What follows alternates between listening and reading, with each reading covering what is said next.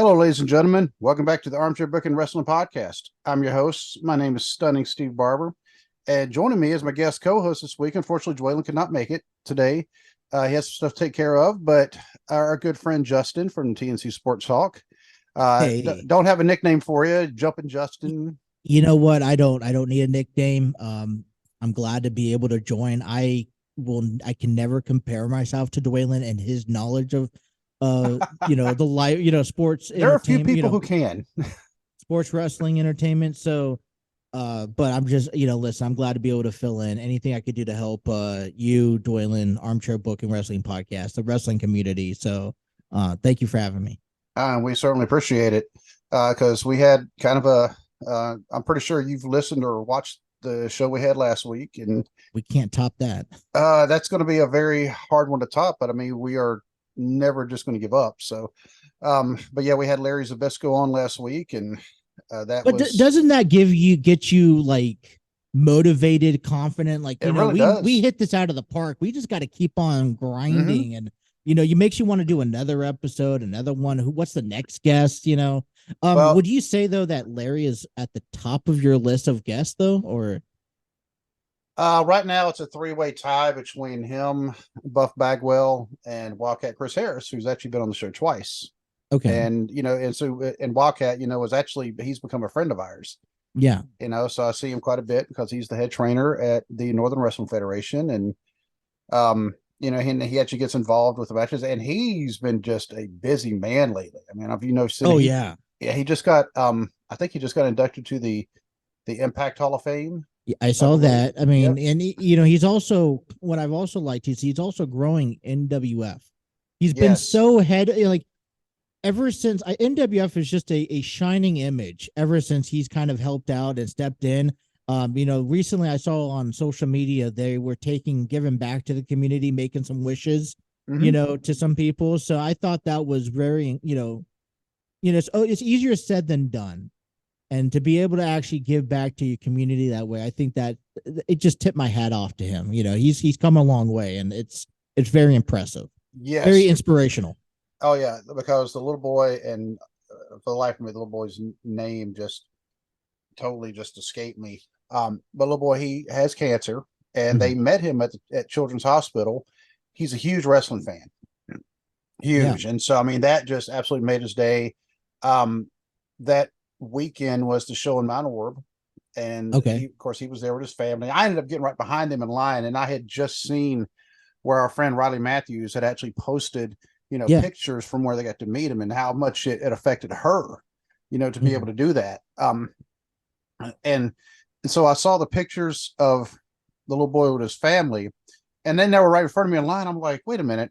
And I looked at, I Right. said, excuse me, ma'am. I said, is this you? And I turned around and I showed the picture. She's like, yep. And so we got to talking, and so the outreach for this boy, and you know what? I'm going to have to go look him up now um, because I need to know his I name. mean, you see it all the time in WWE. I'm sure, Mm-hmm. wrestlers or athletes, they do it independently, if not with their, or organizations. But, to see NWF, a smaller local community wrestling program, that provides that, is I think is massive. It's huge. I mean, now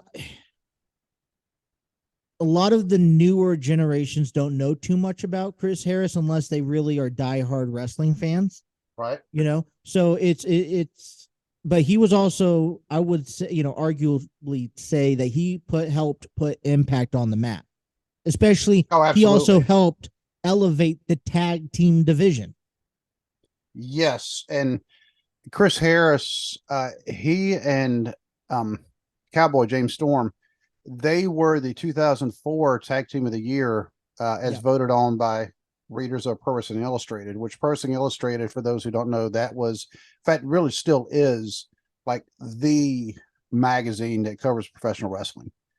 I just And actually saw one. They made one of NXT, I believe. Actually, they made one of just general wrestling the other day. I was at a grocery store, and I was, I always look through the magazines, and yep, one thing I miss is like when they just come out with they have like 4 or 5 different magazines, but what, PWI, right? Is that yep, PWI Pro Wrestling Illustrated. You could go see their top 500s. It's kind of like it is your authentic, verified list. Like if it's on there, there's hardly anything mistakenly on there, right? Who comes up with those lists on PWI? Is that just like a organization, a group of people, or it's the editors along with a lot of other people. I listened to a podcast once. I think it was actually on Chris Jericho's podcast. Okay. This was, probably 3-4 years ago at least, where one of the editors from there who actually helps come up with the list actually talked about the number of people who contribute to that, because it's like, because when you got to narrow down the list of names to just 500 out of the, it's like probably tens of thousands of wrestlers in the world, because these, right. I mean, they're ranking them in the world. So you're talking like every wrestler in the United States, every wrestler in Canada, every wrestler in Mexico, plus all the ones in the UK, Germany, plus all the ones in Japan, plus all the other countries where they don't have a huge scene, but they still have a wrestling scene.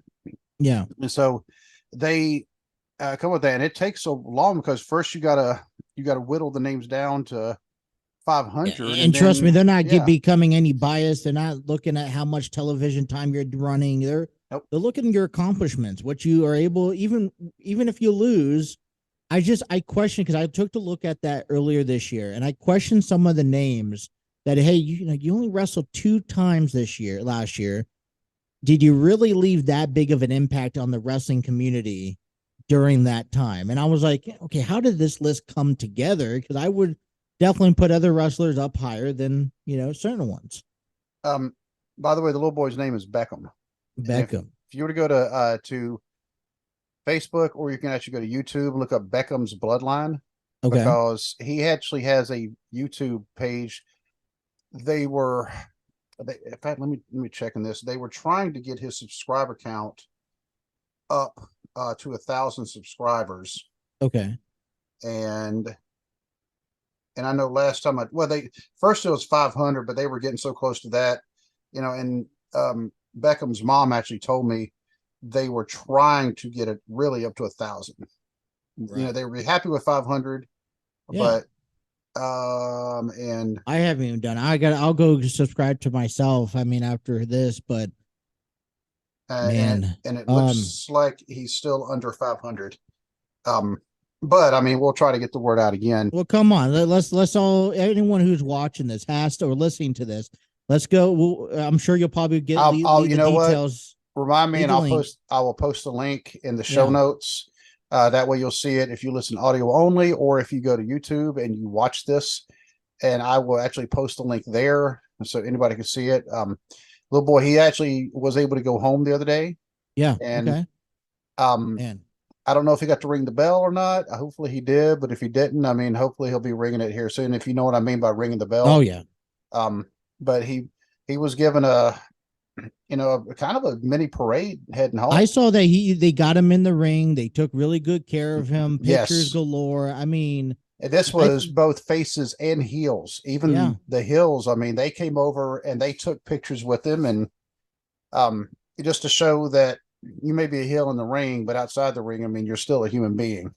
And you do normally I guess you sometimes see this once in a while. I know this was more of an effort that WWE specifically made, over the last 15 years. Oh, for where they would take Connor's cure. Yep. And they would do that more often. Well, they're actually post on social media, hey, we're making someone's wish today by bringing them out to the arena. They're going backstage, they're meeting the athletes, and then they're going to get in the ring, whatever, so it's not just, it's a community that is growing. And, then you think of, you can't tie along to any of this without like thinking of guys like, John Cena, right? And making wishes and all that stuff. So it's a touching moment whenever you just bring this up, because it's so powerful what, wrestling can do to others and kids, just overall. I'm speechless.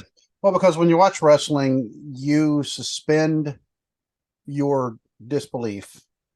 Yeah. And I mean, because wrestling, it's there to watch and have fun, just to get into it, to just escape from reality, at least temporarily for a couple of hours, maybe. Mhm. And I know how much I loved watching it when I was a kid. I started watching when I was 10 years old. Yeah. And I just turned 50. So it tells you how long I've been a wrestling fan. I mean, there were a couple periods where I did stop watching for a little bit because, various reasons, I I'm mean, going through that now, where sometimes the product just isn't. I mean, sometimes it's still so gut wrenching to watch a 3 hour Raw. Just not because of the right. product itself, but because you're grown up. You got adult things that sometimes doesn't refer back around to watching TV. And that's actually why I'm going to have, and this actually it is going to take a little bit to prep for this one because I mentioned it a couple weeks ago on a show, and it just kind of, the idea clicked as Dwaylen and I were talking. Yeah. And I said, I'm going to do something talking about the economics of being a wrestling fan. Oh yeah. But it's not something that I could just No. talk I about. mean, I'm actually planning on having. think about the economics of being a wrestler, or Right. sports entertainer, however you want to consider these guys, and males and females. I mean, the what they endure on a night to night basis. I saw um Riley Matthews post something on social media. Mhm. Female NWF. She's wrestled so many times on OVW now. I'm Like, about to she's say growing up the chains. she just wrestled on OVW. I haven't watched the match yet because you can pull it up on the Fight TV app, Yeah, but I have not watched the match between her and the girl who's one of the featured ones on the documentary Wrestlers. yeah. But so she posted something. And she was like, 3 matches in 4 nights. I'm tired, because, Mm-hmm. but that's just a small toll of what these people do. Now you think about it, if you're in WWE, in AEW, maybe Impact, I don't know, depending how much your contract, is, you could almost live off of that and be like, all right, the other nights that you're free, but they have other obligations. They got to stay fit. They got to meet, Mm-hmm. whatever the contracts, require, whether that's, doing photo signings and whatnot, and then you have to go wrestle, like, how many do you think, does Impact and AEW, do they do house shows?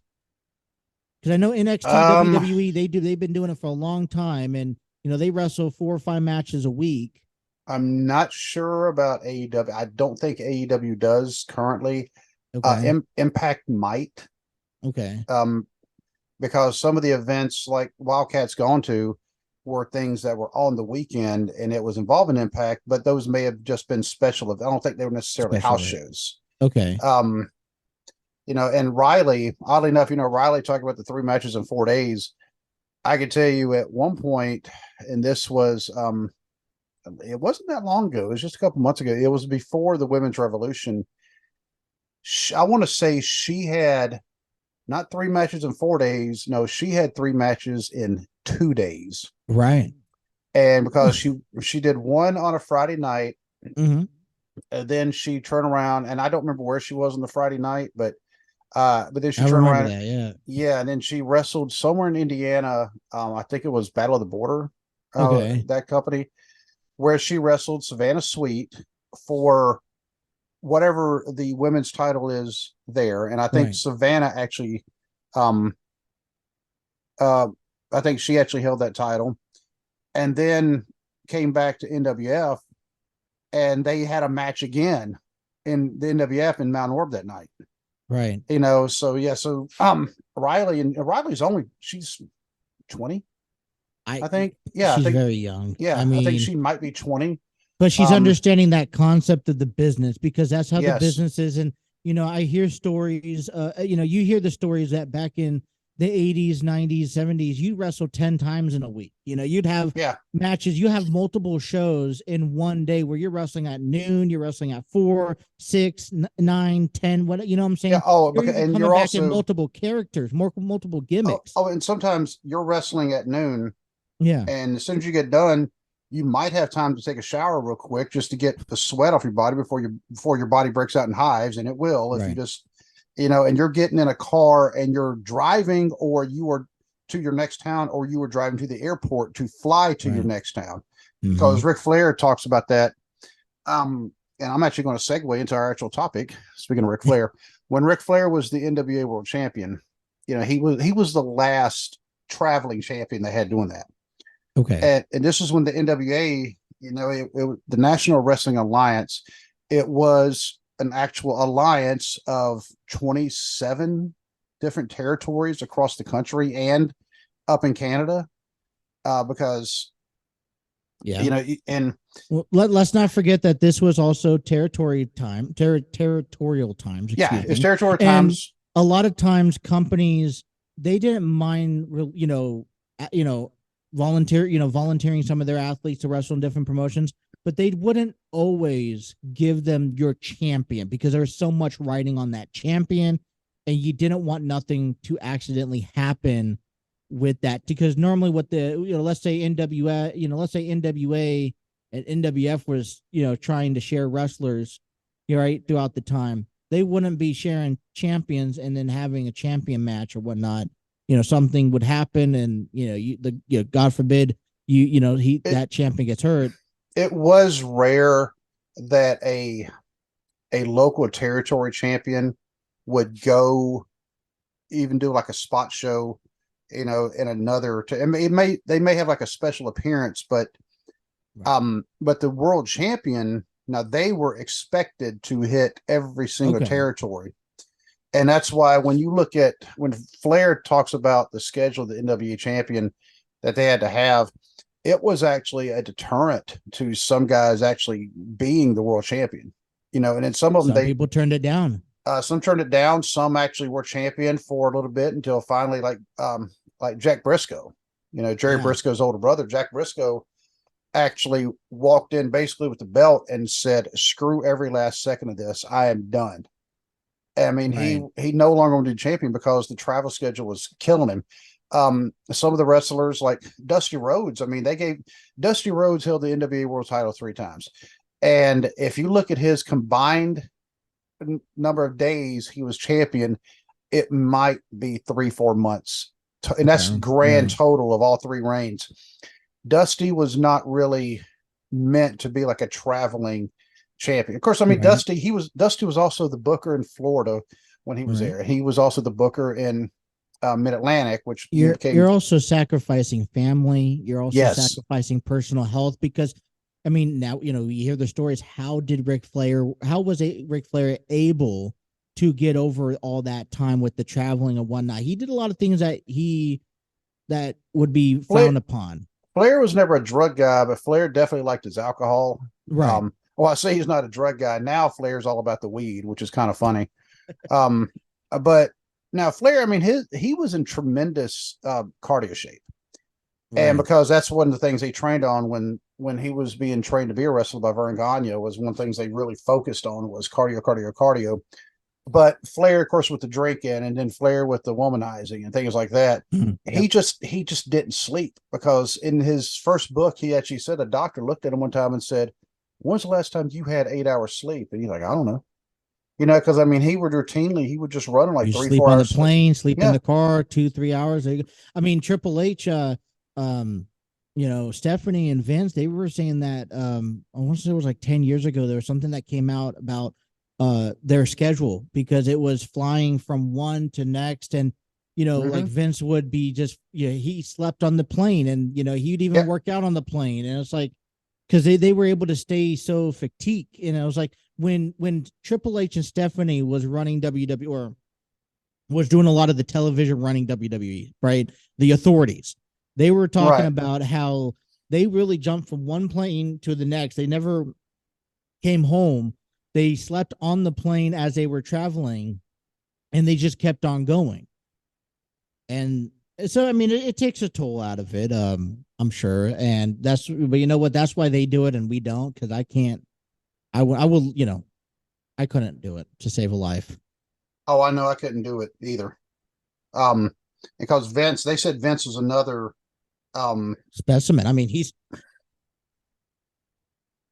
Yeah. he was what, in the 70s, still able to, Mm-hmm. deadlift half the guys in the locker room. You know. Uh, So, but no, but anyways, just hopefully, I don't know, I just, if you get a chance, let's go and hit that follow. Let's get them up, give that that kid 1,000 subscribers. Yes. And so our topic for today, we kind of brushed on it very slightly because talking about the NWA. The National Wrestling Alliance, which is now owned by Billy Corgan, which I realized the National Wrestling Alliance is not anywhere close to being the company that it used to be. You know, you can look at the history of when it kind of went its separate ways. It was part of WCW, but then it split off, and there was some controversy there when it happened. And then later on, Shane Douglas won the NWA World Title, and he immediately basically threw it down. And that's when ECW was formed. So the NWA is now more or less an indie company, and it's Billy Corgan, lead singer, guitar player, Smashing Pumpkins. Actually, I just realized, figured out lately, it's the Smashing Pumpkins. Most people call it just Smashing Pumpkins, but Billy Corgan, he bought the NWA however many years ago. I don't know off the top of my head. Okay. And Billy Corgan, I didn't realize this because I first heard about him buying it. I'm like, oh, great, another celebrity, you know, who just buy it. But it turns out he's a huge wrestling fan. And before he bought the National Wrestling Alliance, he actually had started a company in Chicago, you know, because that's where he's from. And they were, he actually had it set up. There was a deal, it's like some kind of deal. They were going to be a documentary. They were going to have TV shows, and they were going to have a documentary at the same time, like a reality type show that's showing the training. And I'm not talking documentary like Ms. and Mrs. or what's the other one, the Bella Twins, and all the the Total Divas, Divas, the ones that wrestling fans honestly don't give two craps about. They don't, most people who watch the shows. I was more interested about what actually happened at the arena backstage than actually what they happened in their personal lives. Like, listen, I give them credit because to be able to find a secondary career behind wrestling, because a lot of times these days it doesn't work out, and if you don't have a backup, then you're almost pooped out of luck. Yeah. But no, I was like, congratulations, cool. But I only cared when you got to the arena, when you were in the match, what happened, all the little insights in the back, trying to like sneak peek of, okay, what's behind you, what's going on back there, like. Right. And well, the reason why, I bring it up because they apparently Billy Corgan actually had something set up for this other organization that he had created in Chicago. They were recording, and all of a sudden, boom, something happened, and it all fell through. The shows that they had recorded never made it to air, and they probably will never make it to air. Right. But fast forward to today, just within the past week, Billy Corgan, on behalf of the National Wrestling Alliance, has now signed a deal with the CW network. They are going to be showing NWA wrestling on TV, and it's going to have, and it's two different shows. One is going to be the wrestling show. The other one is going to be this behind the scenes type. Putting it together. Yeah. And on top of that, Billy Corgan is trying to, he's trying to bring back the territory system under the NWA banner. Okay. And the first one he's doing that with is up in Cleveland. In fact, that's where they're going to be this weekend. In fact, so the territory. This is where I guess I get stumped at, because the WWE broke down that fifth wall a long time ago. And they're not going to allow any wrestling company or any company at all, or any one person, to dictate where they can and can't be at for their wrestling programs. So do you exclude WWE? Do you exclude AEW? Like, is this just, what is more? Is it more? Well, they're not going to be. Or? Well, from what I can tell, and I'm actually all for this. In fact, I literally, just followed this this company yesterday on Facebook. Oh, and their Twitter. By the way, the name of the company he had in Chicago was Resistance Pro Wrestling. They had a deal with A&E to produce the show. Okay. And they filmed some of it for the Resistance Pro Wrestling. They filmed it for the reality show, and then the network pulled the plug on all their reality show content. So not just wrestling, but every reality. So they tried, it failed. They took a different approach to televising their product. It didn't work the way. Now they're back at it again. Right. And not that, but Exodus Pro Wrestling up in Cleveland. That's the name. It's a already existing company. Right. The NWA, and of course, Billy Corgan is spearheading this.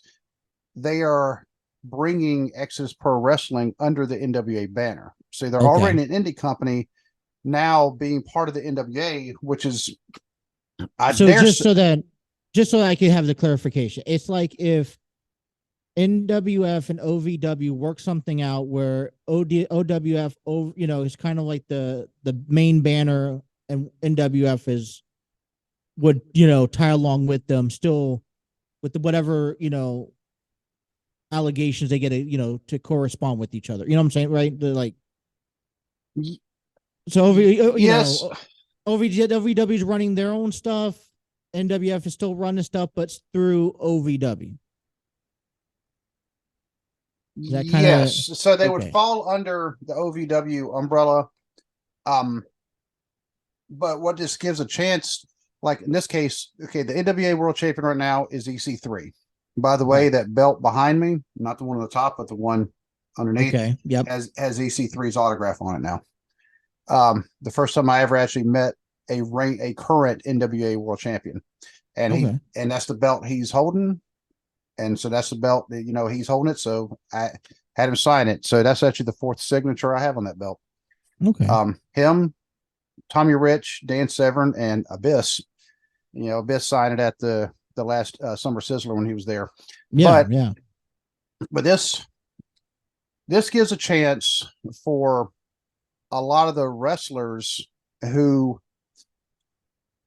want to be able, to have a chance to be part of a bigger company, but they can't do all the traveling, and it's not that they wouldn't necessarily, it's not that they don't want to do traveling, just they can't for whatever. I mean, I can give you an example. I'm not going to say any names, but there's a wrestler in NWF who could actually go to bigger companies, but he has family obligations. Here he has a kid who he's like, I'm not leaving my daughter. Right. And it was like, what? More power to you. I absolutely applaud for doing that, but this gives a chance, for them to maybe make a little bit more money if they're under the NWA, because the NWA name, it may not be as big as what it was, even 30 years ago. But it's still a known name within wrestling circles. And so Exodus Pro Wrestling up in Cleveland, that's the first one. This weekend they're having a I don't know if you want to call it a pay-per-view or what, but they're having a big event up there, Sal Wayne or Sam Hain, however, depending on how you want to pronounce it. I mean, it's and I know some of the NWA champions, they're traveling up there because one of them we are supposed to have on the show this Friday, and that is the current NWA television champion, Matt Big Strong Mims. He's been on the show before, great dude. Glad to see he won some gold. Glad to see he won that particular gold, because that particular belt has a lot of history behind it. And, so, I mean, you look at some of the people who have held it. By the way, Larry Zbyszko is a former NWA TV champion. So we interviewed a former champion last week. Isn't that the same? Correct him if I'm wrong. Wasn't like a couple years ago, Matt Cardona? Matt Cardona, I think, actually held the NWA world title. Okay. I don't think he held. He was doing that title. Was it Trevor Murdoch? Murdoch was. I think Murdoch also held. Didn't they have a feud at the time a couple years ago? Yeah. And for me, that's when NWA kind of really re-sparked my attention. But one of the common problems that I think a lot of wrestling fans have is that unless you have all of these paid subscriptions, that you're limited on the talent, on the network you could watch. WWE is on USA Network and Fox. Fox Sports. Yeah. This Friday, they'll be on FS1. Yep. But you could watch it. Most cable companies include USA Network, because isn't it USA and NBC part of NBC? Their main network company. Which one again? USA. Yeah, USA is connected to NBC and Peacock and all those. Okay. If you had TNT and TBS is almost every cable company. If you have Hulu TV, a Sling TV, if you had, what's the, whatever company, any television, you have those channels, right? Right. Impact Wrestling, right? You don't get those channels. You don't get, Fight TV unless you pay for an additional subscription. And right now, a lot of it's on YouTube. So I think so they, you think of those names, but it's not, they're very limited because they're exposure. And with the CW being one of the top 20 networks, that's going to get them exposure. It's not the first time wrestling has ever been on CW. If I remember right. SmackDown used to be on CW. I thought SmackDown was on there, 20 years ago. Yeah. But either way, they have had wrestling before. And I like the direction this is going.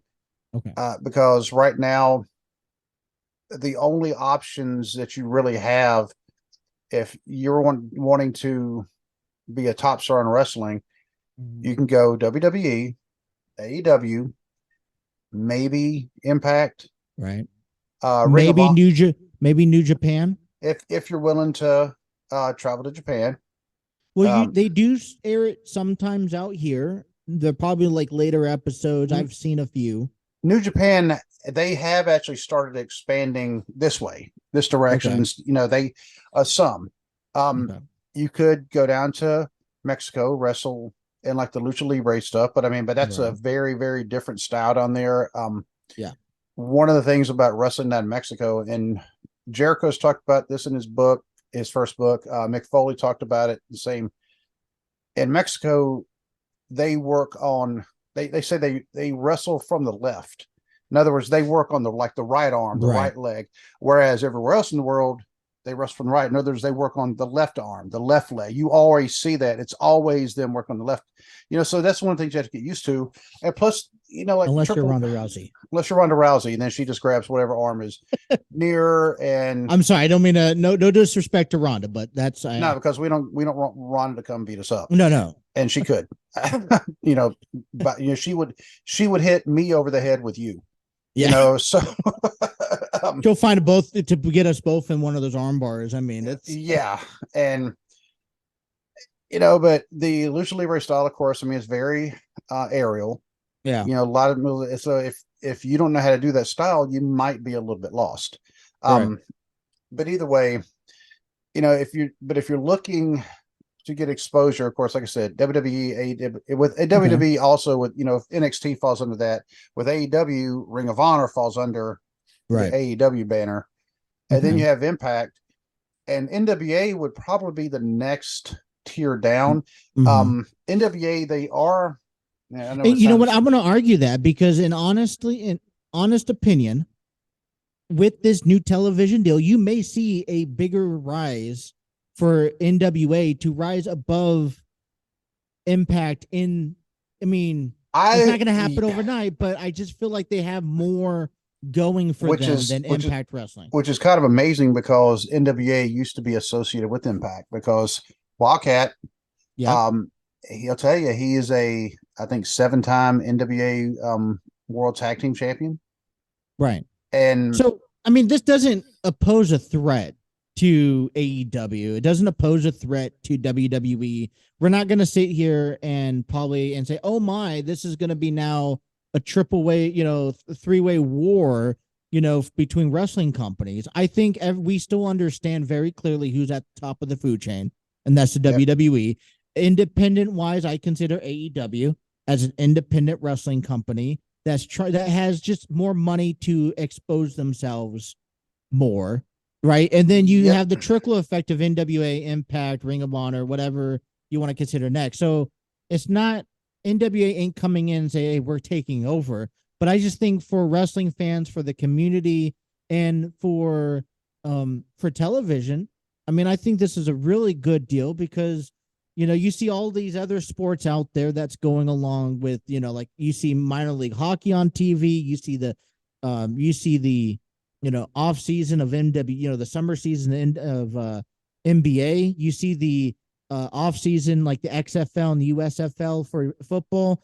This is a huge deal for wrestling because now you're just giving yourself another platform to show people what you're capable of, putting on, the entertainment.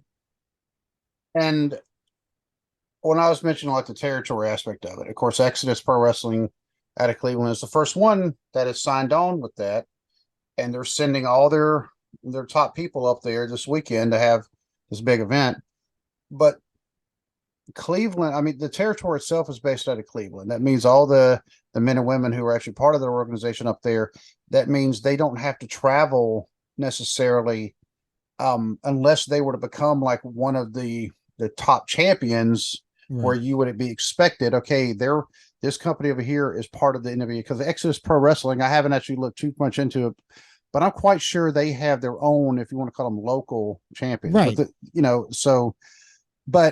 But you're also, I think, and you're also now for them, it's also a good thing because now you're probably working out a deal where, all right, there's some sort of incentive if NWA, excuse me, is traveling or they want a specific talent down there to really, hey, get promoted up. Mm-hmm. It's almost like, hey, this is your farm system that you could almost use at will, right? And NWA will, if it's time, hey, I want to grab X, Y, and Z to come up for a couple of weeks to trial at, we'll pay for their expenses, an incentive wise. Say, hey, I'll pay for your bus fare to come up here for 2 to 3 weeks to travel, and I want to see what you guys have. That is, it's just like a baseball team where, you have you get similarities, not all the same, but you have now people you could pick from instead of having to go out there on the free agent market and worry about them signing with another promotion. And then that's a messy, situation. And plus it gives a lot of the independent wrestlers the way the territory systems used to work back in the day, right? Okay. Because I mean, I'll give you some examples of some of them. When I first started watching wrestling, it was Mid-Atlantic Championship Wrestling, which was based out of Charlotte. I was in North Carolina at the time, so that's what came across our local TV stations. Right. Then you also had, like, for example, World Class Championship Wrestling out of Dallas.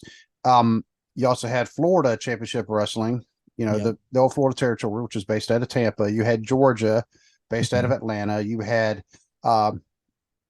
Mid-Southern, which was based out of Memphis. Mid-South was based out of around New Orleans. And sometimes, and I would read about all these wrestlers that were in these other territories. I would read about them in the wrestling magazines, most of which were what they call the After Mags, because Bill After was one of the main people. But you'd see these ones, well, they've been in this territory for, X amount of years, like 2-3 years. They've kind of hit the peak of where they're going to go. Right. And sometimes they come into the territory as a heel.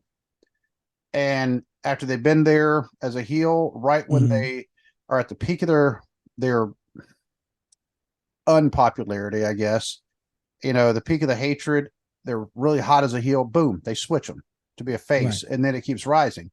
But then you hit a certain point, it's like, okay, you're going to plateau at some point. In fact, Larry Zabesco talked about this when he was on the show. He said after the thing with Bruno Sammartino, he said he was only in WWF at the time for about a year or two more because there was nowhere left for him to go in WWF. And so he left, went somewhere else to, because his name was still known. this new thing, if they're able to do this, Exodus Pro Wrestling being the first territory under there, and plus Right. the NWA, the headquarters, I just read, it's in Los Angeles. However, a good chunk of the wrestlers are out of like Oak Grove, Kentucky, which Oak Grove, Kentucky is just on the other side of the Kentucky-Tennessee line from Clarksville, Tennessee. Okay. Clarksville, Tennessee is actually a pretty decent sized town. It's got like 150,000 people there. It's not small. It's smaller than like Cincinnati, but it's still, right.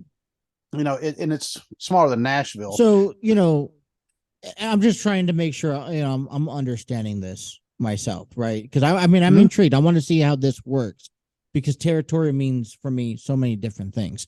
So, for example, and I'm just going to use here locally. Okay, I'm going to use, it's like let's say OVW did the same thing to NWF.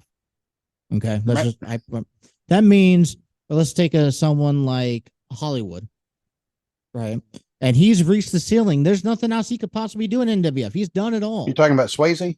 Swayze. Yeah, Adam Swayze. Yep. So what's next? Well, OVW sees that. And then because there's at some point when you hit the ceiling, if you can't go up anymore, what do? You start going down.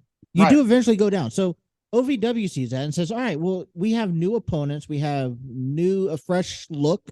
You could only reinvent yourself so many times in one organization. So come up, we could always bring you back down, but hey, let's try this promotion. I'll give you, this person's not, maybe needs some work or whatever, so maybe we'll do a swap or whatever the case may be. We'll give you credit, so when we talk about Swayze, we're going to mention NWF, so we're giving you promotion so that people know where he's coming from. And now you're also on TV in this sense for NWA, so now other promotion companies don't have to hunt you down town to town. They are going to see you on television. Yes.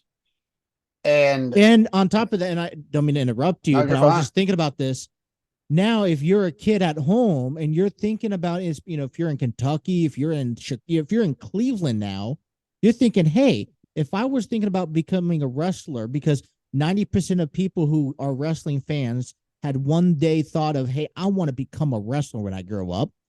But this may also encourage more wrestlers to rise from the ground, from the surface, and say, hey, I want to become a wrestler, which can ultimately lead not just a local, but a global, growth of wrestlers, which is great for business overall. And I'm just curious, wondering, and we'll watch all this play out real time too, as it's happening. How big, like you mentioned this before, how big do you think the NWA could get? Because if they do this correctly, if it all pans out, especially, if it's starting out in Cleveland, okay, we already have an established local indie shop. Well, guess what? We're not pulling them under the NWA. Suppose they came down to Cincinnati. I don't see the NWF going up under them, be honest with you. Right, of course. But there are other wrestling companies that could, including the one that when I watched EC3 defend his NWA world title, it's the only time I've ever seen, the only time I've met a current NWA world champion, and it's the only time I've ever actually seen live in person the NWA world title being defended, and it was EC3 defending against Lord Crew. Lord Crew, who was an NWF guy. He was trained at Bone Crushers. But Crew actually, he goes all over the place and wrestles, because that's one thing Roger, they do not restrict them to NWF only. They're like, look, if you need to get bookings elsewhere, go for it. I mean, they have a few that they frown upon. I know that, but I'm not going to get into detail to that, but they do like to spread their rings. The other thing I'm thinking about too is that NWF has some great stars. How much do you think a smaller local wrestling promotion will benefit if those stars could once in a while just pop in to say hello or do an autograph signing? We talked about, I know, Abyss, right? Is a NWF, but a lot of people don't know him as NWF. A lot of people know him as Impact. They know him as Impact. Yes. So to come back to NWF is not just great, but just imagine, you have let's like I said, I'm going back to OVW and NWF. If they put a pair, in one of their top talents, they could find a way to come back down just to pop in. You're going to draw more attention to a local NWF show. My question and my concern is, I'm interested to see if we can eventually get our hands on what is the agreement? Because it's like some agreements today are more lenient about, hey, yes, you can go out and I'll let you go wrestle for, let's say, AEW do like a dark match, to see where but they really keep you on a leash still. So what kind of leash does NWA have as they start picking up some of these other smaller promotions? All right, I'll let you go do this under these conditions. And is that going to benefit these smaller local promotions? Because I'm sure NWF just wants to benefit also themselves as well. I don't know. I mean, does that make sense though? Like like WWE is not loaning, it has, AEW has that. Tony Khan's open to loaning some of their athletes out to help other, if he thinks that business can be made on both ends, he will loan wrestlers out to promotions as needed, right? WWE does not have that. No, WWE whatsoever. And I don't know with the new deal they have with them now being owned by Endeavor, and we just don't know. But if you also think about this and you think about the economics of this, the overall end game, we are in the final quarter of professional of the year for wrestling overall. Okay. I know we see the analysts and breaks down of WWE every 3 to 4 months. We probably could pick up the AEW quarters and break down what they did and how well they did. And every wrestling company has that report somewhere. But when you combined all of them, especially the television deals, the ones that are available on TV, what type of impact does that raise the bar for wrestling? Because wrestling, it can be a hit or miss. Wrestling is, and Bruce Pritchard's talking about this all the time, but it's true. Wrestling is very cyclical, and it definitely has its peaks and valleys. And right now, I think we're coming up where it's peaking because it's back in the news because WWE getting bought by Endeavor. So now they are combined under the same umbrella as UFC. Do you think NWF picked the right time to do it because they're going to feed off of that and say, "Hey, NWA, the NWA." They're just NWA just kind of slides right in after this break. This big the officiating of TKO, right? Right. And they're just going to slide right up. Hey, let's slide right into television deal. I'm not expecting to compete to WWE. Of course, that's out of the question, but let me get in there because that's probably the perfect time to build attraction. And that way we could establish ourselves and then kind of hit, if we hit a blockage or a stump in the road, we're not going to go flat bottom bankrupt in 2 months. You know what I'm saying? If something doesn't work out right away. I don't think that Billy Corgan would have been, I don't think he was piggybacking off of it because to strike a major deal like this with a TV deal, true, it's not something that's just going to be just overnight. Yeah. So I think this had to have been in the works for a few months, which means they were already talking about it before the deal about Endeavor became public knowledge. They just happened to, recently we're just, doing this around the same time. And right now, what he might be doing though, because I know you've seen the commentary about AEW's attendance at their shows. Oh gosh, I can tell you, I saw it in person in Cincinnati at Heritage Bank Arena or Heritage Bank Center, and I have pictures that. Can I defend that for one? I'm not going to defend it. Can I just stand up to that comment? Yeah. I'm not to be mean, but AEW is trying to act. They are kind of hiding what they truly are. No disrespect, but AEW is a independent wrestling company, right? They are the NWA. They are Impact. They are, in a sense, category wise. They are slow. They didn't start out like that. They started out when AEW first started. Was it 4 years ago? Now they immediately became the number 2 company. That means True. they jumped over Ring of Honor, which now Ring of Honor is part of them. They But it was jumped a over new exciting thing that it that someone with a able to lot of big names exact and money. and Money. money. They because you had, of course, I mean they had Tony Khan, which means you have Shahid Khan's money. And you had the Because television deals. they had the television deals. You had Cody Rhodes, who has proven Mhm. himself to be one The of Young the Bucks, Kenny Omega, he was on a hot yes, rise. all of Chris them. Jericho. They Yep. brought in Jericho. Bret Hart was there at the very first Mhm. AEW show. This was right after he was inducted into the WWE Hall of Fame for the Right. second time as a member of the Hart Foundation. And here it is a week later, all of a sudden he's popping up on an AEW show. So maybe I'm taking And a shot at AEW, but see, AEW, okay, it's an independent show. But see, they're trying to host it in the top tier arenas. Right? They're and having it at the Heritage Bank Arena when they probably should be having it at a smaller venue that doesn't hold that much. well, You can make it look more crowded. well, a year ago they were getting sellouts. But I'd rather Now sell out than have they're an empty not. arena. Well, I'm saying they were in the last when they were there last year at Heritage Bank Arena, they actually did sell it out. And as But that far as was I also know, the or at first least time they came out here, though. it was actually the second time they had been in Okay. Cincinnati, but the first time they were in Cincinnati, they weren't at Heritage Bank. Right. And I don't even, it may have still been US Bank. I don't even know. They weren't at that same building. They were actually at the either UC or Xavier's. Right. Yeah, I don't know which There, one, but I know what you're talking right, about. like Fifth Third Arena. I don't know. It was one of those. It was, but it was a Yeah. smaller venue.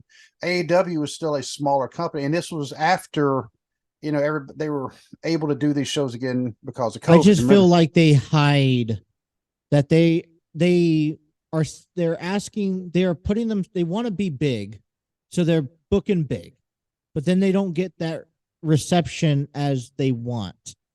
And I don't know, maybe listen, that's probably for another episode, but Well, you people know, are blaming it on the whole debacle with CM Punk. Well, I don't think that's it. Honestly, I don't think I can pinpoint, except for I know AEW there for a little bit. They were kind of turning fans away a little bit because wrestling, to me anyway, this is my opinion, will always be something that people will take their families to. They will take their kids to. Well, when you see some of the stuff that they were doing, even on TV, it's like, well, why would I take, you know, yeah, my kid to that, especially in the middle of the week when they have school the next day, and and so I think part of the product they were putting out now, the wrestling has been fantastic I think because better.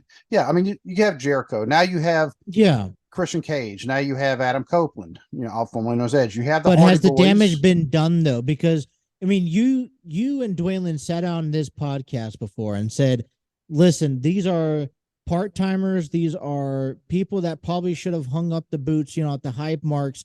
And a lot of it's still a good amount of that roster is filled with, you two guys talked about Edge should just be retired, and yet again Oh he's yeah, having a and we run, still stand by that. Now, I mean, I think the reason he has not yet because he wants to finish with his best friend. and that's fine. I'm not. And that's I'm not fine, arguing. so I don't see him being there a really long time. The Hardy Boys, when they were there, but they weren't on Dynamite, they were on the Rampage tapings. Right. And there was a couple others. So they're not trying to be in the spotlight. They're probably trying to help the younger guys because the Hardy Boys get it. Now you do have some in the locker room who Right. don't necessarily do that. And I think that might be part of the reason why the AEW crowds have been lackluster. Also, because this is part of the internet wrestling community, the IWC just being kind of toxic. And I mean, I'm part of the IWC just by default. But I will tell you right now, Dwayne and I have also said this many times on the show, and we've repeated it. We are wrestling fans. We are not strictly AEW. We are not strictly Right. WWE. We watch all of it. AEW kind of wants you to be AEW or nothing. Yes, and there's so many people like that, and it's turned a lot of other people off. And because some people, they've also got in their mind, well, AEW is just a WWE, knockoff. It's if you get WWE off Wish.com, that type of deal. Because there's some people who are very much like WWE is it. I don't want to watch anything else. There's nothing else out there. Then don't call yourself a wrestling fan. You are a WWE fan. Right. And the styles are They're different. too different. I mean, They're- I'm also, and listen, I grew up on the element of surprise. WWE provides that. They don't expose the entire match card of what to expect 2 days prior to the actual show. I mean, that's what, if you go on AEW right now, the website, you can find out, you can figure out every single match. So you can pick and choose what you want to watch on AEW. Okay, if you see, because they'll advertise, from top to bottom, from the opens, there's no surprises, really. Like, there's no surprises of what you're going to see on an AEW show, because they promote it so much ahead of time in the entire card. Like WWE, they highlight Roman Reigns LA Knight contract signing this Friday, right? They're promoting Bianca Belair return. That one is on FS1. Two is those are key highlights to attract you into the sport, to the show. You really don't know what you're going to see, though, until you actually have to watch what, in order to see it. The only other thing I'm fear of is that this is great for NWA. There's so much rich history for NWA, and that's why I think it can be a sustainable success for them. But if AEW does not have their success, you've already had a wrestling fan who bought a company, who developed a company as an AEW, with money galore, try to turn it into something global, international, which I'm not saying is failing, but there's just downsides. And we're seeing the struggles. A wrestling fan bought an existing company and is trying to grow it. Now, I like how he's not doing too much, but could AEW's downfall hurt NWA's opportunity to grow or to establish himself on a television network? I wouldn't think so necessarily, because even though the CW network, if it is considered one of the top 20 networks, but if you really were to look at where it kind of falls in the pecking order of things, it is a lot lower than, like, okay, you're on, like Fox Sports or FS1, one of those, or like an ESPN or something. But then, you have TBS, TNT, the Turner stations, and then CW, I would say right underneath. Yeah, it's underneath that. So the station itself, the platform they're going to be on is, yes, it's a little bit lower tier, but it's still on almost every single cable and satellite system. Right. It's on, like, I think I read like 99% of the systems in the country. Because CW is also, I think, don't they also cover a good amount of news from time to time? Like, I'm not sure, to be honest with you. Anyways, I get that. I mean, they're not trying to overdo it. They're not trying to go, be on, hey, I want to go be on ABC. And they're not trying to they're taking baby steps, right? Because they really don't know how this is going to work out, and if it's going to be successful or not. But they're growing, and I'm going to give them the opportunity to grow. I'm interested in seeing it. Plus, they have some really, I mean, I like to see the talent that's coming through there. They have some really good storylines, and you're also seeing an authentic, independent wrestling company that can be creative and without any strings attached. We watched the documentary of the wrestlers with the OVW and Al Snow, and I love to watch, just to see the authenticity behind putting together storylines that didn't have anything attached, and how well they put them together. And that's exactly what you're going to see in NWA, coming up. And they're not looking to attract top name stars. Now, if they get one or two, great, but they're not going to go look for a Sting. They're not going to go look for a Chris Jericho. They're good with the talent they have. They just want to be able to share their product with the fans, which is, I think, for me, more exciting. Because when AEW came out and said, hey, listen, I'm still in everyone that, is, free agents, and anyone I get my hands on, I'm just going to throw them at you, and expect you guys to enjoy it without without making sense. And I think AEW, like you said, Billy Corgan's not trying to do too much in the beginning, because I think that's one of the things that may be hurting AEW right now, because they started out as the number 2 company.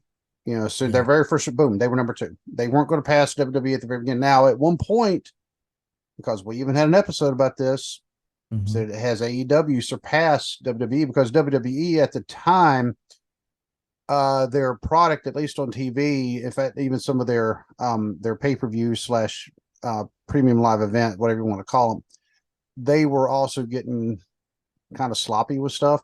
I remember one SmackDown, and when the rare opportunity I was actually able to watch SmackDown as it was going on, I'm watching, and I'm like, are they ever going to have a match? It's like half an hour into a 2-hour show, and they haven't even, finally Wasn't they that did last Friday night SmackDown where they had like a 30-minute segment, or they had one match, they had a segment, a match, and then then they had another segment where they showed Pretty Deadly, and then they came into and then Rey Mysterio came out to confront Logan Paul, and that was your hour number 1. So they only had like one match, and the second match led into hour number 2. That was just last Friday, though. I didn't watch it last Friday. I haven't even watched the ups and downs for last Friday, so I have no idea what happened. And because last Friday we drove up to Columbus, so I didn't really get to see much of anything. Hardly. You told me that story, yeah. Yeah, I got to meet Darrell Stein, sort of. But you know what, that happens. But see, WWE is all about telling that story, and sometimes they don't want to rush a story being told. And if they rather tell the story sometimes in segments. See, AEW is all about get in the ring, wrestle, but they don't tell a story in the ring. WWE is still about telling that story, verbally and in the ring. And sometimes that product is a bit slower to tell it, Well, at that time when we were talking about AEW might be surpassing WWE, because the product in the ring for AEW was actually superior at the time. They didn't focus so much on the story. Where WWE, they were focused so much on, okay, the wrestling in the ring is there to support the story, that the skits that we keep doing. Whereas AEW was like, and I agree with this better, the little skits, little segments, little vignettes you're doing are to support the action in the ring, the reasons why they're having action in the ring. Yep. But that one particular episode of SmackDown, I actually texted Dwaylen and I said, I think there was maybe 15 minutes of wrestling on a 2-hour show. Right. On a 2-hour. Just imagine the people who bought tickets to go see Yes. And you know what? It was like the next day or 2 days later, I actually read, there were so many complaints about that, and it was actually 18 minutes total of wrestling on a 2-hour wrestling show. And so that ever since then, now they haven't done it. It hasn't been that, because they caught so much flack for it. I think we could also honestly say, though, that there was an era where, and I say era of like a couple, like 2 to 4 years or 6 years, where there was a lot of lackluster wrestling provided from the WWE. They even put together shows that they didn't know the direction they were even going to go into. Right. So, I mean, I'm not trying to defend WWE, because a lot of things could have changed at the time, but you're comparing a fresh, brand new, company that was trying to compete with WWE, even though they say they weren't. And you have all this freshness, right? I'm going to say that compared to this old raggedy, and I'm going to honestly, here's what I'm going to say. The WWE lacked of developing new talent to bring up during a crucial era when Attitude Era was down. Okay. And from like 2010 to 2015, they did not bring up and develop new talent, which then did not create entertaining content for the last 6-7 years. Like, you relied on 3 guys to carry your brand. Yep. You know what I'm saying? And then so WWE ran into a stump in the road where they didn't, know what they were going to even put out that week, and they were changing storylines each and every week.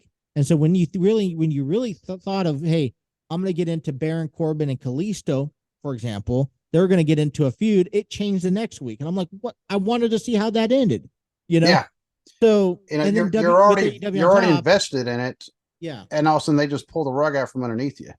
So And there was a lot of, I think, negatives that we could take away from that allowed AEW to slide up. But see, WWE is now kind of settling back into their groove, especially since this merger, especially since Vince McMahon is no longer part of the creative over. team. Yeah, Triple H though, because you notice when Vince McMahon, two examples of what happens, the differences between Vince McMahon and Triple H. And Vince McMahon has other people with him as well, but just for the sake of this, we'll just say it was Vince McMahon. Triple H was the running NXT for the longest time. And then he had his health issues. I mean, he almost died because of the issues with his heart. His heart rate had slowed down so much. Yeah, he almost died. And that's why he had to have an automatic defibrillator actually put on his heart. That's why Triple H, Paul Levesque, he can never wrestle again. He came out, put his boots in the ring. I'm done, because he knows. I mean, he physically cannot wrestle in the ring again. He knows that. But during his time away, that's when Vince McMahon and Bruce Pritchard, they came in. All of a sudden, they took over NXT.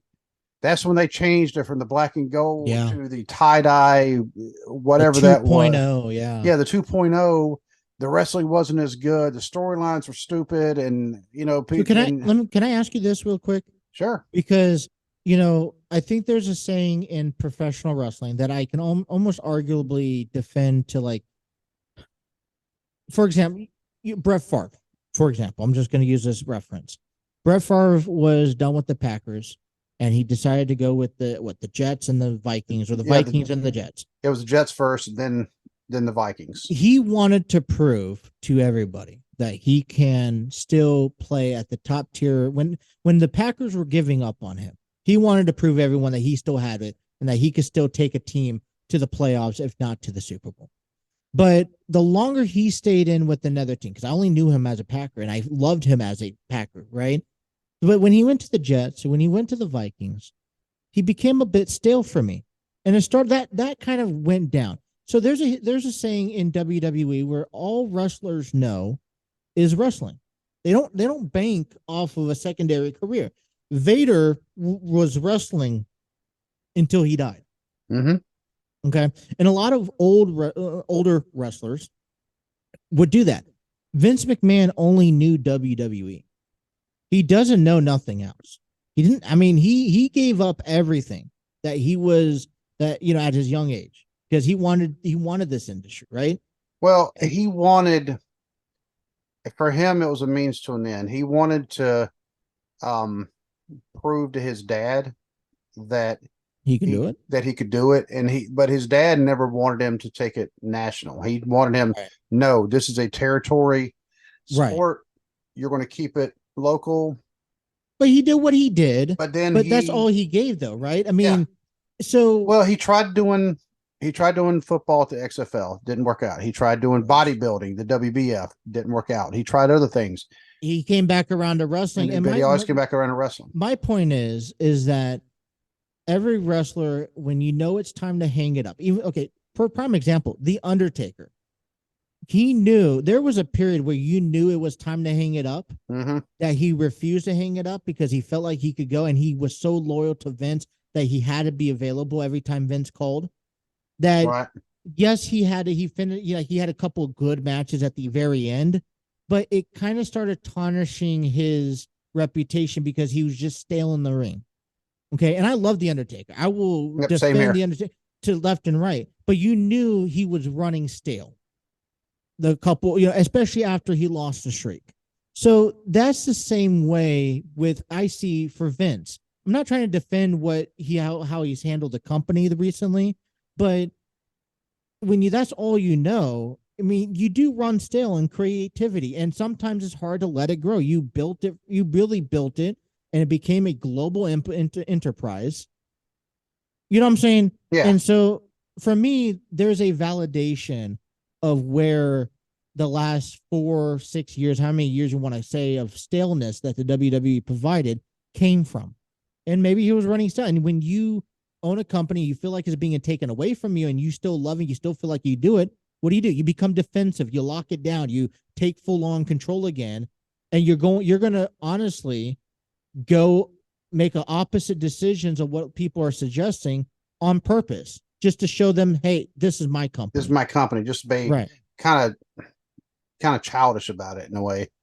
But and what Tony Khan might be kind of falling into that trap right now with AEW. I don't think Billy Corgan is doing that, because if I had to really guess, I would say Billy Corgan is not coming up with the storylines. Mm-hmm. He is the financer. He is he might have a couple of suggestions here and there, because I mean he is a wrestling fan, but he's more on the side of like a production side, like he's overseeing everything stuff, but he knows he's not a wrestler. He was never. But see, that's what Tony Khan wanted to do at the beginning. He just wanted to oversee it. He brought these athletes in because, hey, who's better to run a wrestling show than wrestlers? Right. But then they were active wrestlers, and they didn't put their differences aside, saying this is best for business, not best for my career.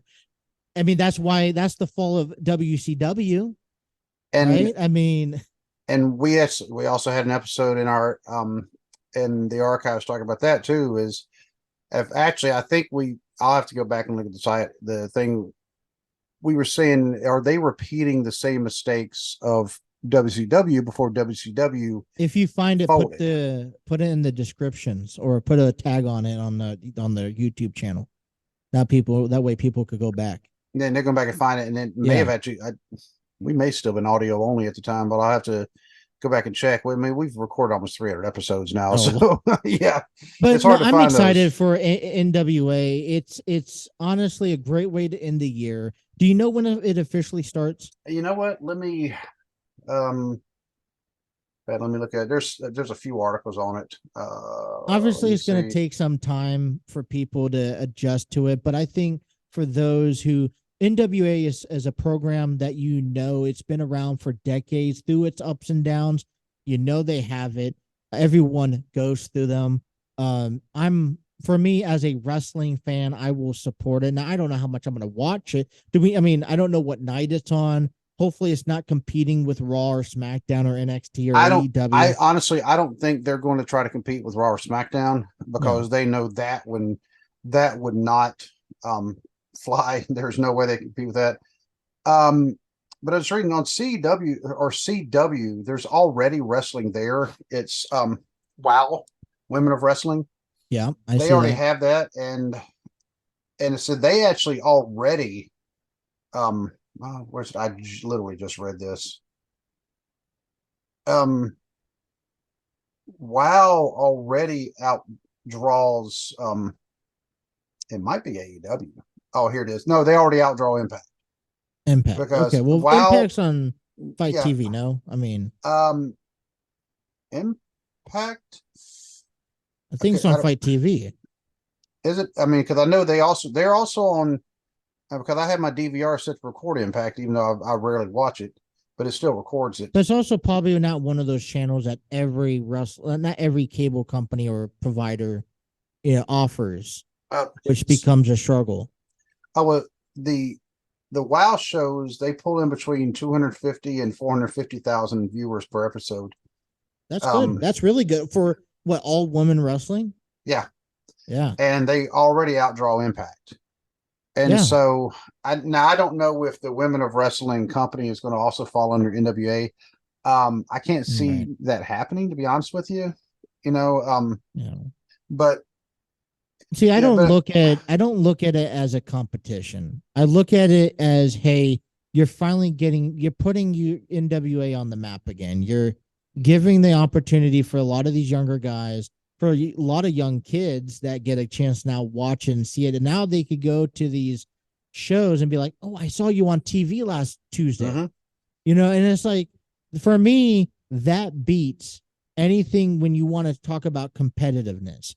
Tony Khan, AEW, I just go to the last thing I'll say about AEW, but Tony Khan said, "Listen, I don't want to compete with WWE. I want to provide more wrestling for people to watch." But now it seems like he's almost competing because there's been Oh, times where he's he definitely has competing overlapped, because he made the comments about Shawn Michaels a few weeks ago. and it's like Because it's like, dude, because even NXT is beating AEW Dynamite. I yes, mean, that's how and that's bad it what. is. And he made those comments about Shawn Michaels the day after NXT beat AEW head to head because AEW had to move to a Tuesday because I Mhm. believe it was because of the baseball playoffs They were were happening, willing to move. Yeah, and so they moved it to Tuesday where they went head to head against. And you got to think, just a few years ago when AEW Dynamite first started, all of a sudden NXT they decided, well, that's not going to be on the network anymore. We're going to put it on but they um, weren't putting it on the same nights. I think Yeah, they they started off did on at the same first, nights. and AEW was just wiping the floor with them, and so they Right. moved it to Tuesday after a few months, and they're But like, see, okay, that WWE can afford to do that. If they lose it, they lose it. It's not a big deal. It's NXT. They obviously they can't afford to lose Monday or Raw or SmackDown. But right, I don't know. At the very beginning, Tony Khan said, "Hey, I want to just provide more wrestling for you guys. I want you guys to watch wrestling. I don't care." That's the whole reason when he had Rampage on, because that's when he was said this. He was like, "That's why I'm putting Rampage on at 10 o'clock after SmackDown." So you could just tune over and have the yep, opportunity of watching it. But now, like I said, it feels like it's becoming more of a competitiveness. And that's where AEW does not attract my attention.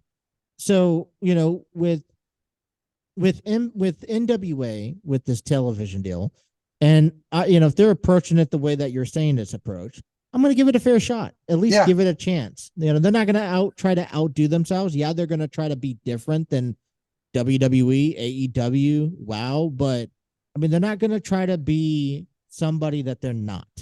exactly, And and that's why I think this is going to be, I'm predicting it's going to be a success rate. Obviously, there's a ceiling because I don't think WWE is going to ever let any other company, TKO will never let or any other company be better than them. And WWE is just already so globally established. But what I also like about this is that, and I'll leave my final take on this as well. WWE is growing to become more global, more international, right? They're even mm-hmm, talking about having a WrestleMania out there, which is like, at the end of the day, as much as we can be disappointed, it is a global entity. mm-hmm, So it provides more opportunities like AEW, like NWA to kind of grow within the states and expand inside. and and WWE also. I mean, if you just look at, all right, they're getting ready to have Crown Jewel over in Saudi. Right. That's going to be followed, within the next couple months. They're going to have another show down in Australia, Yeah. and they're having all these shows in these international markets, and the shows because well, Saudi they go there once every 6 months anyway. It's their contract, That's right? their They're still into contract, it. and for that sweet, sweet, sweet Oh, money that they're sweet getting, money. yeah, Yeah. But all they're these other ones, which I like because WWE has been so long since they've done the UK stuff, but I like it because listen, most of their like most of the income is coming from them, yeah, coming from international. It's just unfortunately that's just how it is. So yep. I'm 100% supportive, and as they do that, and I will still support them. Allow another company to come up inside the states because what we're going to start seeing, we're going to see WWE out there in UK, in London, in France, in Tokyo for 3-4 months at a time, right?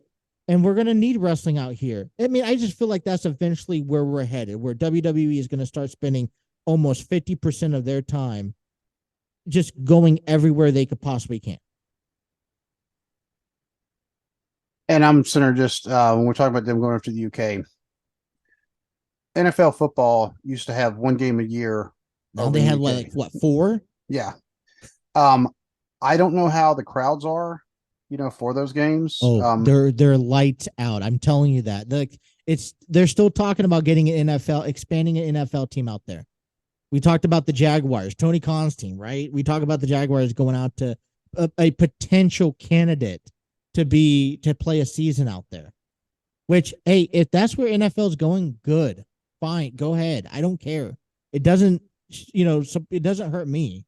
It's football. Who doesn't want to watch football? Who doesn't want to watch wrestling? Well, on today is the 24th of October. Yes. On October 23rd of 2011, the only NFL game I've ever been to was down in London at Wembley Stadium. Bears and the Buccaneers.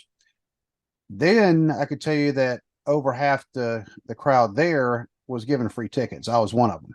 Okay. Because there was a lot of Americans on all the military bases that were over there. True. Okay. But now it's actually gotten to the point where, yes, there were still a lot of British fans there, who were starting to get into American football. Mm-hmm. And so now we also know the novelty is gone, but they've actually become fans. If WWE, AEW, anybody were to say, okay, once a month, we're going to do a show in the UK, give it about 4 or 5 shows. Okay, the novelty will start to wear off. But WWE is already, let me put it this way. WWE is already established themselves years ago, decades ago in the other countries. Yes, if you have a continuous show there, it will settle in. But what are you seeing out here? Because Raw and SmackDown is not sold out. But no. So why hold back? Even if it's I know it may cost a bit more money to travel internationally. I get that. But if I feel like there's just opportunities that we've already, performing in the US for the WWE has reached a ceiling point. Okay, in my opinion. So going in another country, it may settle down, but I still think if you provide that, so maybe one month you go to UK, the next month you go to London, the next month you go to Tokyo. You know what I'm saying? Alternate it. Puerto Rico, they will probably love to have 2 or 3 shows a year, even if it's just a regular. Because the last one they had there, well, wwrestling was really, really big in Puerto Rico back in the day, anyway, with Carlos Colon when he was running it. Yep, and and when and this is the perfect way to book it out. You go in there midweek, you have a SmackDown, you have the pay-per-view or premium live, however you want to call it. You have Monday, and you have Raw. Hell, put NXT out there, come home the next week, that midweek. And it's, people will, I know they will still buy, it's an opportunity. Hey, if I don't catch SmackDown, I could try to catch one of either the pay-per-view or the Raw or NXT, and I'll still be happy. Well, before we just know there's going to be a whole lot of I'm excited. Wait and see what happens. Oh, I am too. It says Wrestling 2024. 2024 is when it's all going to go down. This is okay. So it's all going down 2024, but it's the 2023 year that if it wasn't for all this that's happening right now, we wouldn't have 2024 to look forward to. But before I just have to show this off because this came in the day after the Zbyszko interview. This is a belt that I was wanting for the longest time. It is for those on YouTube, you can see it. It is the Mid-Atlantic Heavyweight Championship Wrestling belt from the old Mid-Atlantic Wrestling territory. Yes. This one I finally got a good deal on it. It came from Pakistan, I'm not gonna lie. But you got it off eBay. But this was one of the ones on the list of belts that I wanted. And so I finally got it. And one thing we haven't mentioned, I do want to say again, because we said this on the show already, but I'm just going to tell you personally, congratulations on being a brand new dad again. Thank you. Thank you. It's heading into his 4th week, and I'm readjusting, from 5 years to brand new. Surprisingly, I don't know if it's me or it's working a little too well. Yeah. But no, this is a busy time. Like I haven't had, especially with all the stuff that's coming up down the road, that people may know. I don't know how to say it. It's just it's really what hurts me is that it puts me on a hold from being able to talk to people out there to you guys. You know what I'm saying? And so Right. it's like, I jumped with joy when you text me early tonight. Hey, you want to come on? I'm like, let's do it. I'm like, I'm making my plans. I don't care if he's crying in front of me. He could cry for 2 hours. I'm coming on. But no, it's been a fun ride so far. I'm excited to see what comes. But if I could just bring the listeners, back to it too, it's the icing on the cake. Yep.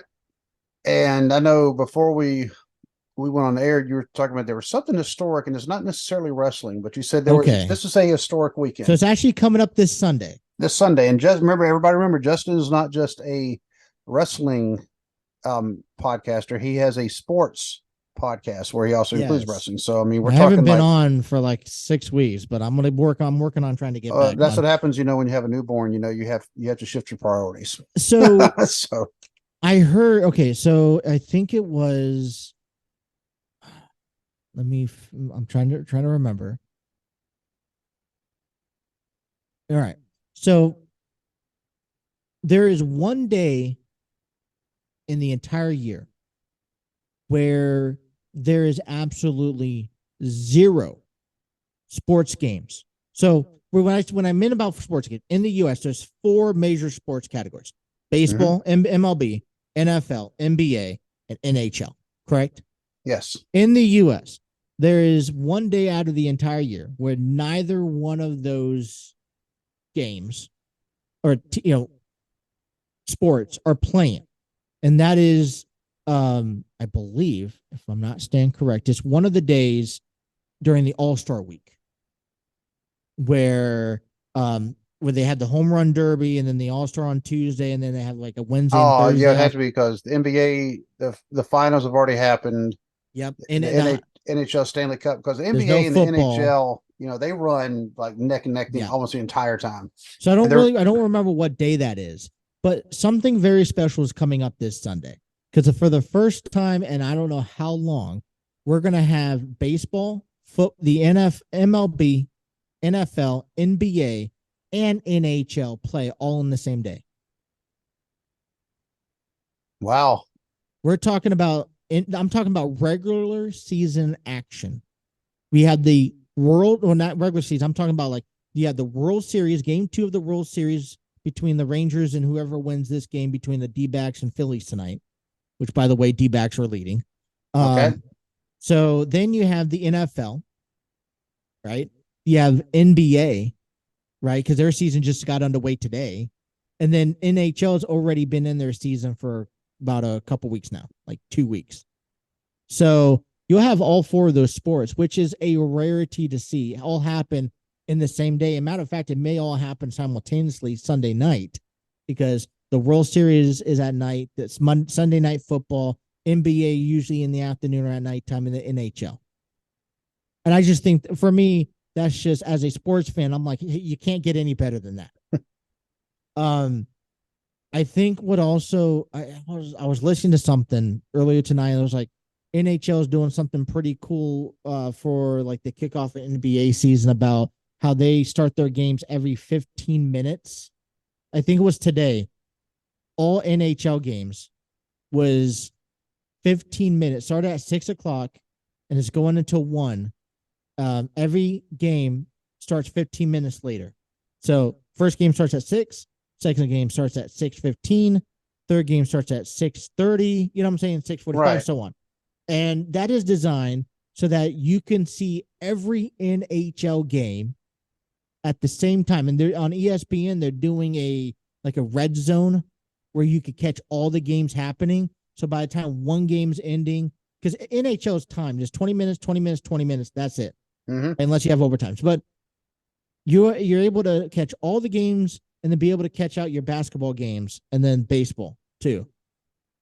So I don't know. There's just a lot of cool. I just thought that was pretty cool in the world of sports because you don't see that how often. I mean, I'm not necessarily. I don't follow a whole lot of hockey or basketball for that take, but the fact that you could see all that happen at the same time, I think is still pretty incredible. Huh. Oh, so all four happened at the same time. Wow. Check your let me actually go to it here. Um do you still, one thing I don't want you to forget while I'm looking at this, do you still do your shout outs? Oh, yeah. In fact, let me go and give all my shout outs because, having uh, Justin on as a special guest co host actually kind of threw me off a little bit, but I definitely want to give my shout outs to, well, I'll give a shout out first to TNC Sports Talk. Thank you, Okay. Justin, for coming on.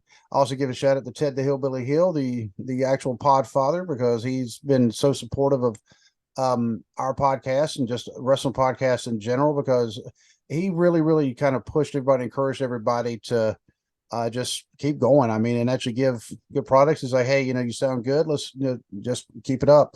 Also, BC Hunter with Wrestling with the Truth, Wrestling with the War, Wrestling with the 80s, both his audio and all his video channels as well.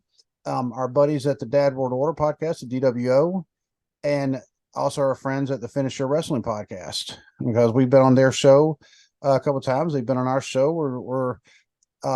We're in talks of having them back on again. And I mean, it's always been a lot of fun. I also want to give shout outs to the Mixtape Podcast, give shout outs to the True Crime Cast, because they actually just put out a new show. It's called Paradigm. They focus on one particular case, and it was actually something that happened in, I think, 1997. It was a family was basically were massacred, but they talk about all about that case. And plus, they also had the Bless Their Hearts podcast. And I want to give another shout out to Nate Metz. He actually runs Stove Leg Media and his own podcast called Mysteries of the Ohio Valley. And I also give a big shout out to Dwaylen. He couldn't be here because, hey, we always say family comes first. And when he's taking I care of his thought your family, motto is life happens. that's not really the motto. That's just something we just always have to say. But life happens. But we always, one of the things about our show we've said from the very beginning was family comes first, and that means with your family, that means if you're having to work a lot of extra hours because that's how you're feeding your family, so be it. It happens, because it happened to me. It happens to Dwaylen. Sometimes it happens to both of us at the same time. Not me right now necessarily, because I'm still looking for work, but at the same time, I mean, I still have my retirement and I still have my disability from the military, so I'm okay. I don't want to say I'm unemployed. I'll just say I'm semi-retired. Keep it that way. Yeah. Be So, okay. but yep, that's it. If I missed anybody to shout out, let me know. But yeah, if you look like, so just a real instance. So game 2 of the World Series is supposed to be played around like 7 o'clock Sunday night. All right. NFL starts from at 1 o'clock. Their last game is Sunday Night Football that starts at 8:20. Right. NBA's first tip off is the Nuggets versus Thunders at 3:30. Their last game is at 9 p.m. from the Lakers to the Kings in NBA. And then you go down and there's 4 games in NHL. Puck drops for the first game at 1. Last game starts at 7. So tomorrow or Sunday, and if that's just on the East Coast, if you think about the West Coast, that's 3 hours earlier, which I used to love because football started at 10, 1, and then, be done by 9 o'clock instead of the whole be done by midnight. Right. And if we got the different, London games, it would be starting at 6:30 in the morning. I'm like, that's just a bonus. But so if you think about for a West Coast sports fan, you wake up at 10 o'clock in the morning and you're not done watching sports until almost 10 o'clock at night. I mean, you have all sports, all the 4 major sports in the States that you pay attention to. I don't know. Like I said, I just think that's something very special, incredible to watch. And then, you got all the wrestling stuff in between. So I don't know what I'll be doing this Sunday. Pretty sure I'll be watching something. I don't know yet. Maybe taking a nap. We'll have to see. But before we end the show, Justin, I do want to thank you again for coming on, especially on kind of a short notice. Thank you. Because you and I talked yesterday and you said, hey, just want to let you know if you ever need somebody to come on, and this was, we had no idea this was going to happen today. Yeah. Because, Joel and I, of course, we normally record on Monday nights, but we we got delayed. He got delayed. And then finally we figured out we weren't going to be recording last night. By that time, it was almost 10 o'clock at night, our time. And so I was like, yeah, it's a little bit too late for me to try to, anybody else up. Of course, it would have been probably 10:30 before we even started recording. So I was like, all right, we'll just go for tomorrow night. Yeah. And so when Dwaylen told me he couldn't do it, I was like, hey, I'm Justin literally just started. And Dwaylen said that was very cool of you, by the way. So he thanks you as well. So we were able to keep the show going. But yeah, thank you for coming on. And I tell you this all the time. Anytime I could help out, like I said, I'm trying to figure out life here on my end and with my sport, talk show. And the one thing I say, because mine's more of, all right, you got to put in the hours before, put in the hour, product afterwards too. And you're kind of just, hey, come on, here's a subject, let's go. Whatever you can regurgitate, that's fine. Which is like, it's nice. I don't, I really didn't know when I didn't know the subject, and you told me about NWA, television deal. And I'm like, you want a 15-minute episode? Let's go. Cause that's all. I didn't know what I was going to be able to give you. And then next, you have like, we're talking an hour and a half into it. So, yep. Man. So, that's just the way we roll. So everything has to be organic. Anytime. Yep. So, but thank you again, sir, for coming on. And I just got to say to everybody, thank you for listening or watching or both. Of course, some people actually do both. But until we can actually meet again, say goodbye. God bless.